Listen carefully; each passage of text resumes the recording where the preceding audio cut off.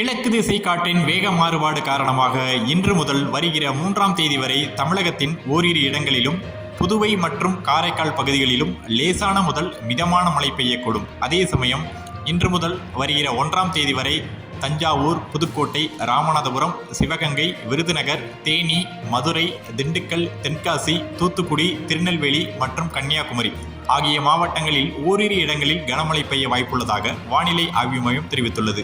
இந்த நிலையில் வருகிற 1ஆம் தேதி வரை டெல்டா மாவட்டங்களில் கனமழை எச்சரிக்கை தொடர்பாக 12 மாவட்ட ஆட்சியர்களுக்கு தமிழக அரசு கடிதம் அனுப்பியுள்ளது. கனமழை பெய்யும் என வானிலை ஆய்வு மையம் எச்சரிக்கை விடுத்துள்ள நிலையில் முன்னெச்சரிக்கை நடவடிக்கைகளை துரிதப்படுத்த வேண்டும் எனவும் அனைத்து துறைகளையும் ஒருங்கிணைத்து முன்னெச்சரிக்கை நடவடிக்கைகளை மேற்கொள்ளவும் மாவட்ட ஆட்சியர்களுக்கு அக்கடிதத்தில் அறிவுறுத்தப்பட்டுள்ளது.